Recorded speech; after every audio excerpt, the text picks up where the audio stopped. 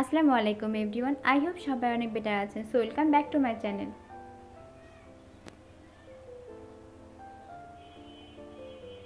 ঘরে থাকা কিছু ইনগ্রিডিয়েন্টস দিয়ে এবং ঘরে যদি মাংস ঝুরি থাকে তবে সে জন্য আপনি তৈরি করতে পারবেন অসাধারণ বিকেলের একটি নাস্তার রেসিপি, এবং এটা তৈরি করতে পারেন বাচ্চাদের টিফিনও।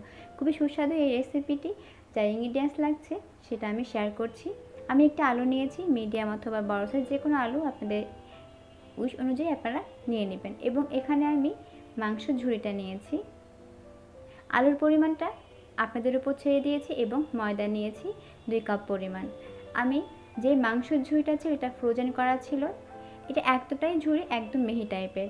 এবং আমি একটি বোল নিয়েছি। এখানে যে 2 কাপ পরিমাণ ময়দা ছিল সেটা আমি ঢেলে দিয়েছি এবং একটি ডিম নিচ্ছি। 2 টেবিল স্পুন আমি এখানে অয়েল নিচ্ছি এবং পরিমাণ মতো এখানে আমি লবণ দিয়ে নিচ্ছি। আমি যে ইনগ্রিডিয়েন্টসগুলো আপনাদের সাথে শেয়ার করেছি এবং এর পরিমাণগুলো চাইলে আপনারা ফ্যামিলি মেম্বারের উপর ডিপেন্ড করে কম বেশি করতে পারেন। এটা আপনাদের ইচ্ছের উপর নির্ভর করছে এবং আপনারা কতটুকু পরিমাণ তৈরি করবেন সেটার উপরও নির্ভর করছে। আমি কিন্তু অলরেডি তেল ডিম মিক্স করে নিচ্ছি এবং অল্প অল্প করে পানি দিয়ে এটাকে একটা পারফেক্টলি ডো তৈরি করে নেব। তবে ডোটা অবশ্যই ভালো পারফেক্ট হতে হবে এবং স্মুথ হতে হবে। এখন আমি সামান্য তেল দিয়ে এটাকে আবার ভালোভাবে পারফেক্টলি ডো একটা তৈরি করে নিচ্ছি এবং সেটাকে যতক্ষণ না পর্যন্ত স্মুথ হবে ততক্ষণ পর্যন্ত আপনাকে এটাকে মুথে নিতে হবে। আমি ঠিক সেভাবে করে এই কাজটা কমপ্লিট করে নিচ্ছি। এটা ইজি, আপনারা সবাই পারেন এবং আমার এটা মোটামুটি কমপ্লিট হয়ে গেছে। এই পর্যায়ে আমি এটাকে ঢেকে দিচ্ছি খুবই অল্প সময়ের জন্য, জাস্ট আমার এই পরের প্রসেসিংটা কমপ্লিট হওয়া পর্যন্ত। আমি এখানে তেল নিয়েছি খুবই সামান্য পরিমাণ 1 টিস্পুন। চাইলে আপনারা পরিমাণটা বাড়াতে কমাতে পারেন, তাই আমি নির্দিষ্ট করে দিইনি। এখানে আমি হাফ কাপ পরিমাণ অনিয়ন এবং 2 টেবিল স্পুন গার্লিক স্লাইস নিয়েছি, মানে রসুন কুচি নিয়েছি। পেঁয়াজ কুচি এবং রসুন কুচিটা আপনাদের উপর নির্ভর করতে, চাইলে কমাতে বাড়াতে পারেন। হাফ টিস্পুন ধনিয়া গুঁড়া, হাফ টিস্পুন গরম মশলার গুঁড়া। খুব সামান্য পরিমাণ পানি দিচ্ছি যাতে পুড়ে না যায় মশলাগুলো, এই জন্য পানিটা দেওয়ার পর একটু মিক্স করে নিতে হবে।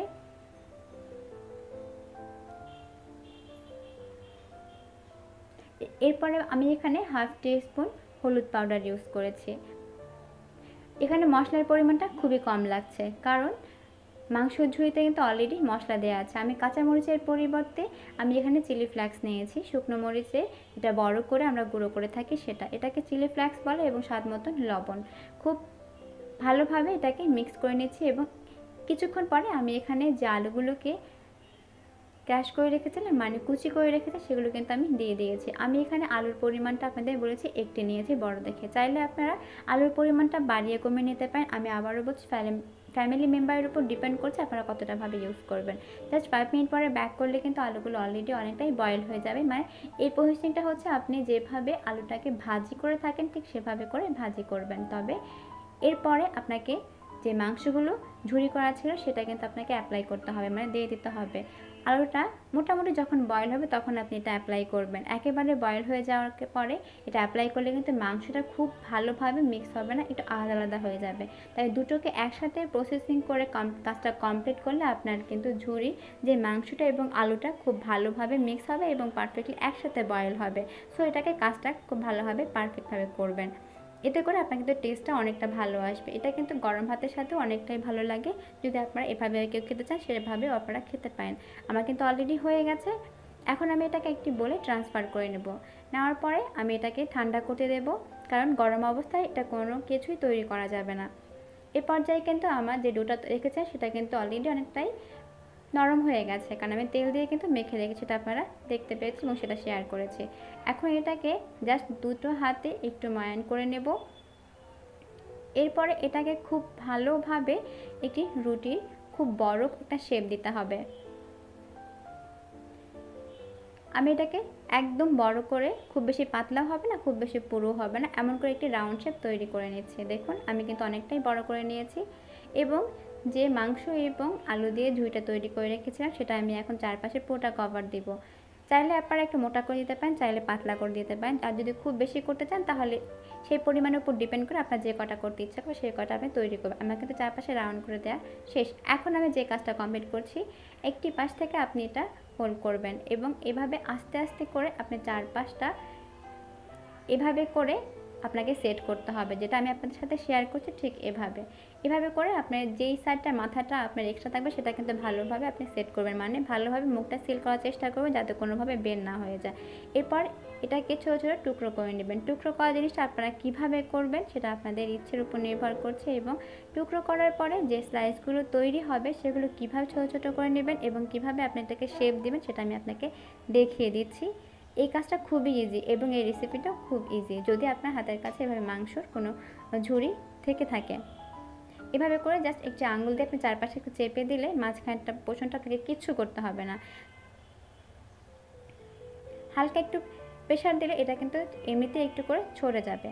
তবে আপনাদের সাইজটা যদি বড় করতে ইচ্ছে করে সেক্ষেত্রে বেশি করে দিয়ে আপনারা আরও বড় করে তৈরি করতে পারেন। আমার কিন্তু অলরেডি তৈরি করা হয়ে গেছে।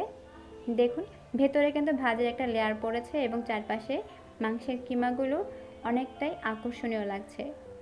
এই রেসিপিটির ক্ষেত্রে একটি ডিম লাগছে আমার, এবং চিলি ফ্লেক্স নিয়েছি, স্বাদমতো লবণ নিয়েছি। চিলি ফ্লেক্সের পরিবর্তে আপনারা শুকনো মরিচের গুঁড়ো ইউজ করতে পারেন, নো প্রবলেম। তবে ঝাল হতে পারে এরকম কিছু আপনারা ব্যবহার করবেন। সেক্ষেত্রে আপনারা কিন্তু গরম মশলা যে কোনো পাউডার আপনারা ইউজ করতে পারেন। আমি খুবই সামান্য পরিমাণ তেল দিয়েছি, কারণ এই রেসিপির ক্ষেত্রে তেলের পরিমাণটা খুবই কম লাগছে। একটি একটি করে আমি কিভাবে কোন প্রসেসিংয়ে কাজটা কমপ্লিট করছি দেখুন।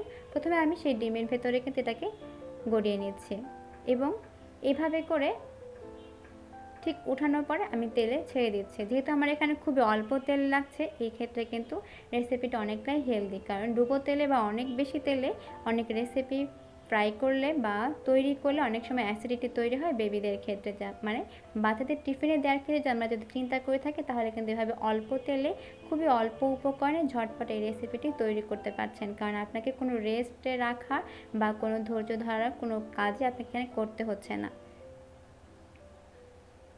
এভাবে করে ডিমের উপর একটু গড়িয়ে নিলে তাহলে ভেতর থেকে যে মাংসের পুরটা আপনি দিয়েছেন ফোল্ড করে সেটা কিন্তু বের হয়ে যাওয়ার চান্স থাকে না। তাই এভাবে করে আপনি কাজটি কমপ্লিট করবেন এবং যখন আপনার এটা হয়ে যাবে তখন একটি একটি করে আপনাকে উঠিয়ে নিতে হবে। তাহলে আবারও বলছি, এটা কিন্তু ওভার ফ্রাই করবেন না, তাহলে কিন্তু মাংসের টেস্ট বা লুক কোনোটাই ভালো আসবে না।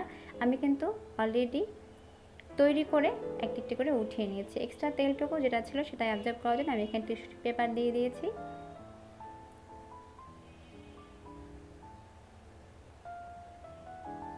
এভাবে করে আমি সবগুলো তৈরি করে নিয়েছি আমার প্রয়োজন অনুযায়ী।